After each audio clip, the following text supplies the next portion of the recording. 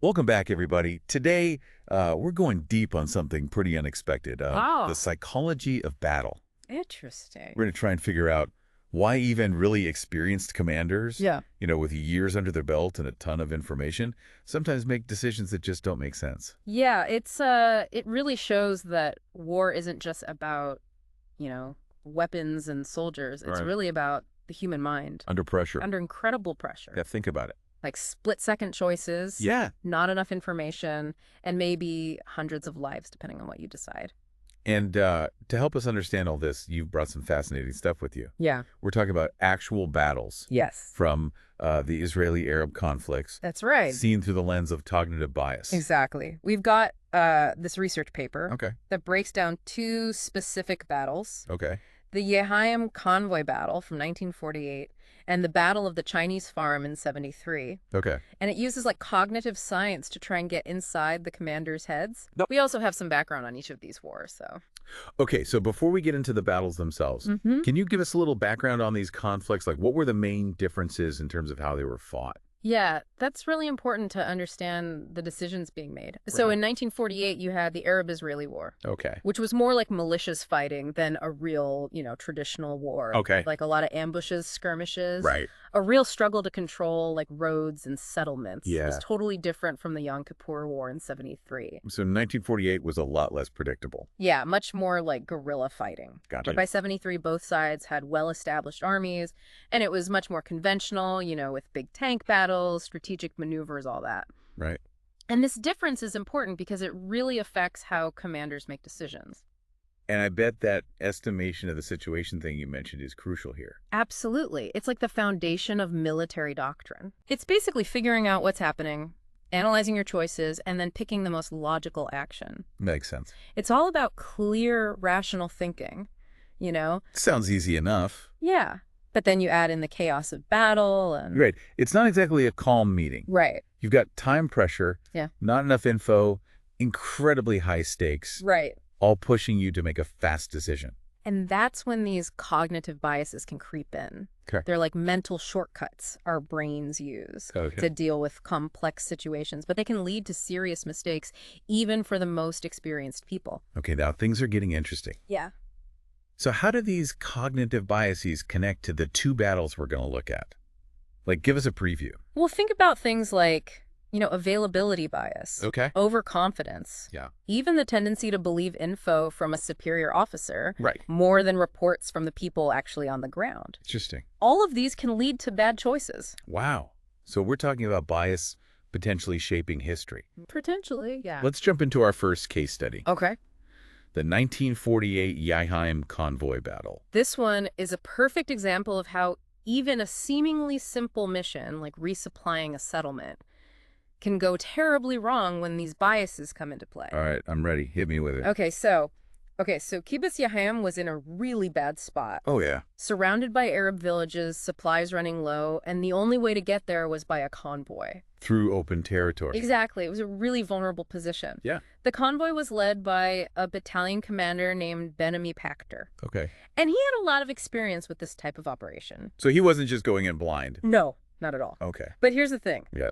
The research paper says that Pasteur had a bunch of intel, Suggesting what? that this convoy was walking into an ambush. Whoa, really? Yeah, it's pretty It's- crazy. So what kind of intel are we talking about? We're talking multiple reports from Jewish intelligence, Okay. warnings from local informants, people who knew the area really well. Even some British military guys who were still in the region at the time, They knew this stuff. they flagged potential trouble. And they told Pasteur about it. Apparently. Uh, And there was one really big red flag that Patcher seems to have ignored. what was that? An Arab village along the convoy route that was totally empty. Oh, that's creepy. Right. It's like textbook ambush. Even I would know that. Right. Yeah. So the question is... Why did he go ahead? Exactly. And the research paper says his decision was probably influenced by cognitive biases. Okay, let's break down those biases. Okay, so first, Okay. let's talk about availability bias. Okay. It's the tendency to rely on the information that's easiest to remember. Stuff that comes to mind quickly. Right, often based on your most recent experiences. Makes sense. So for Patchter, he'd led similar convoys before. Successfully. Successfully, all right? And those successes were probably very clear in his mind. So it's not that he was ignoring the intelligence reports? No, not necessarily. But those previous wins were just so vivid. Exactly. The paper argues that those past experiences might have overshadowed the danger. Even though he had reports saying it was dangerous. Right. And it's not just about remembering successes, right? What do you mean? Like, if he had a recent experience where a convoy got ambushed, maybe he would have been more cautious. That's a great point. It shows how specific the bias can be. Yeah. If his last convoy had been a disaster, his decision might have been totally different. Makes sense. But in this case, those successful convoys through similar areas were shaping his thinking. Interesting. Okay, so availability bias. Yeah. What else might have been going on in his head? Well, the research paper also points to in-group bias. Okay, what's that? It's this tendency to favor your own group. Makes sense. And often to overestimate your group's abilities while underestimating the other side. Okay, so in this case, are we saying that Pasteur overestimated the strength of Jewish fighters compared to the Arab forces? That's exactly it. Okay. There was a lot of national pride and confidence among Jewish fighters back then. Right. And it wasn't unusual to downplay the Arab forces. But wouldn't someone with Pasteur's experience have a more realistic view? You'd think so, right? Yeah. But these biases can be really powerful even for veterans. Oh. And remember, this was the very beginning of the 1948 war. Oh, right. A lot of Jewish commanders, even those with experience, were still working with pre-war assumptions. That might not have been accurate anymore. Exactly. So even in a war, your perception of the enemy can be just as important as your tactics. Absolutely. Are there any other biases the research paper talks about? Yeah, the third one is called imaginability bias. What's that? It's about how hard it is for people to imagine a situation where they or their group fail. Oh, so like a mental block against failure. Right, like a psychological defense mechanism. Yeah. Interesting. So for Pasteur, this would mean he had trouble imagining his troops getting overrun in an ambush. Right, because they were well trained. Exactly. And this bias can be especially strong in the military. I can see that. You know, you're trained to be confident to believe in yourself and your unit. Right. Imagining a scenario where everything goes wrong, where you lose badly, Yeah. it can be really hard, almost like a taboo. Like your brain is trying to protect itself from that negativity. Yeah, but ignoring the possibility of failure doesn't make it less likely. Unfortunately not. And in Pasteur's case, his inability to really see the potential for disaster might have stopped him from fully understanding how serious the intelligence reports were. So you have this combination of relying on past successes, underestimating the enemy, and not being able to imagine the worst case. Right, and tragically, the convoy was ambushed. What That happened? was a terrible loss. Pasteur was killed along with many of his men. Oh, wow. The supplies meant for Kibbutz Yahayim were lost, Right. and the ambush really hurt morale early in the war. It's a tough lesson that even with experience and intel, cognitive biases can have a huge impact on the battlefield. And even though we can look back and analyze what went wrong, it's important to remember that these decisions were made in real time. Under immense pressure. Exactly. We're not trying to second-guess Pasteur or judge him. Right. It's about understanding how these biases work so we can learn. Exactly. Okay, so we've seen how cognitive biases might have played a role in the 1948 Yahayim convoy battle. Yeah. You mentioned another case study from the 1973 Yom Kippur War. Right.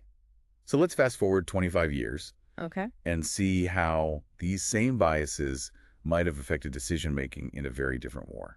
This time we're looking at the Battle of the Chinese Farm, a much bigger and more intense battle, Okay. but one where cognitive biases might have been just as important. All right, I'm ready. Give me the details. Okay, so the Chinese Farm. Yeah, what made it so important in the 73 war? Well, it was a strategic crossing point on the Suez Canal. Okay. Whoever controlled it controlled a key route, the Turtur route, Okay. which was essential for the Israelis. Okay. If they could reopen that route, it would give them a huge advantage. Got it. And who was in charge of that? The commander was Colonel Uzi Yairi, Okay. leading the 35th Paratroopers Brigade. Yeah. They're really experienced, known for their aggressive fighting style. So the perfect guys for a tough mission. Pretty much. But you said earlier that the Turtur route had already seen some failed attempts. Yeah. What made it so dangerous? It was like a bottleneck, Okay. narrow exposed, and the Egyptians had it totally locked down. With what? Anti-tank positions, dug-in infantry, the whole works. So previous attempts to clear it Yeah, had been costly. very costly. So Yairi was walking into a really bad situation. Absolutely. This is like one of those things where even a small mistake Yeah, could have huge consequences. exactly. And here's the thing. Yairi had access to a lot of intel just like Pasteur. Okay. But some of it was conflicting. In what way? He had aerial photos showing how strong the Egyptian defenses were, Okay. reports from soldiers who'd just been on that route, describing really intense, fire-heavy casualties. Like saying, don't go there. Pretty much. So some pretty clear warnings. Yeah. But also this conflicting intel. Right. Where was that coming from? Well, some of the intelligence from higher command, was actually downplaying the Egyptian strength. So they were saying... Yeah, they were suggesting that the route might be more vulnerable than it looked. Wow. So you've got these frontline reports painting a bad picture. Yeah. But then you've got higher command saying it might not be that bad. Right. What did Yari do with that? He did something that, in hindsight, seems incredibly risky. Okay. He stuck with the original plan. Wow.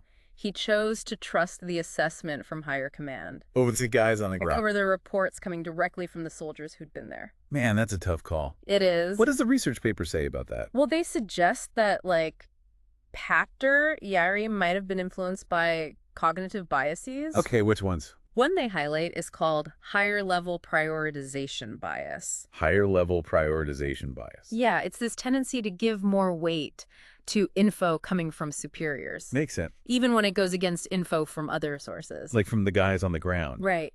So it's not just about blindly following orders. No. But more about this deep respect for the chain of command.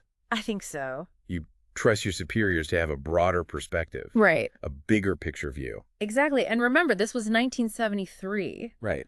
The Israeli military had a culture that really emphasized following orders. Right. Trusting the judgment of senior officers. So even though Yairi had these doubts from the frontline report, the information from his superiors probably carried a lot of weight. But it wasn't just blind faith, right? What do you mean? Because we talked about how Yairi actually told his superior... General Barlev. Yeah, about his doubts. Yeah, that's where it gets even more interesting. Okay. It seems like Barlev basically reassured him. Think it's going to be fine. Yeah, reaffirmed the original plan. And then that might have triggered another bias. Right, possibly negative rejection bias. Negative rejection bias. Break that down for me. It's this difficulty we have accepting negative outcomes. Okay. Or information that goes against our beliefs. Okay. So for Yairi, he had this image of the Israeli military as unbeatable. Right. Accepting the possibility of a big defeat on this route might have been too hard for him. Psychologically. Exactly. It's like his mind was rejecting the idea that the Egyptians could be that strong. So a mix of respecting authority. Right. And this difficulty accepting negative information. That's part of it. What else might have contributed to Yairi's decision? Rum. The research paper also talks about optimism bias. Okay. Yairi, Patcher had some wins earlier in the war. Okay. His brigade had beaten smaller Egyptian units. Right. So maybe those early victories made him overconfident. Yeah. Like an unrealistic belief that they could overcome anything. Exactly this feeling that they could handle anything the Egyptians threw at them. And on top of all that, yeah, there's the pressure to act. Right. He had his orders, his troops were ready. And changing the plan at the last minute is really tough. Especially when you've got soldiers eager to fight. Absolutely. It creates a sense of urgency that makes it even harder to slow down. To rethink things. Exactly. And this points to another subtle bias. What's that?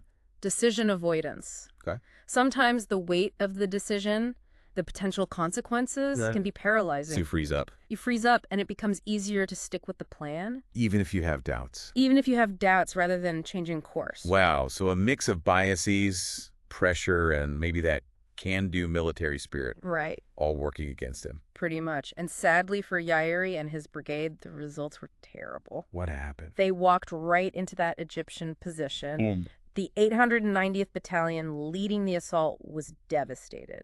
Dozens killed, over 100 injured. It took 17 hours of fighting to get the wounded out. Another example of the real human cost of these decisions. Yeah, and unlike Pachter, Yairi actually survived this battle. He did what happened after. He took responsibility for what happened. Okay. But he never really explained his thinking in detail.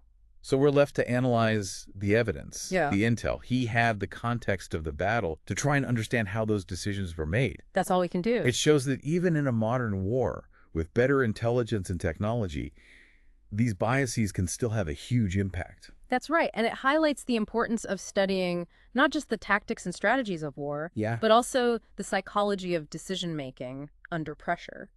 So we've looked at these two battles, and it's clear that these biases can have a big impact on the battlefield, but also in everyday life. Absolutely. What's the takeaway for our listeners? How can we apply these insights to our own decisions, even if we're not in life or death situations? That's the key question, right? Right. The most important thing is recognizing that these biases exist. That we all have them. We all have them, yeah. Whether you're a military commander or just trying to decide what to eat, Right. your brain is always using these shortcuts. So just being aware of them. Awareness is the first step. Yeah. Knowing the names of these biases, understanding how they work. What else can we do? Challenge your assumptions. Okay. Actively look for different perspectives, even ones that contradict your gut feeling. It's like that saying, if everyone is thinking alike, then someone isn't thinking. Exactly. And when you're facing a really tough decision. Especially with high stakes or time pressure. Right. Slow down. Okay. Give yourself space to really think it through. Consider other viewpoints. Don't let those biases push you into a bad decision. That idea of slowing down is so important. Yeah. It's so easy to get caught up in the moment. Right. But taking a pause can change everything. Like that old advice. Yeah. Sleep on it. Exactly. Sometimes getting some distance from a problem Helps you see things more clearly. helps you see things more clearly. So even though we've been talking about battles and military history, these insights apply to all of us.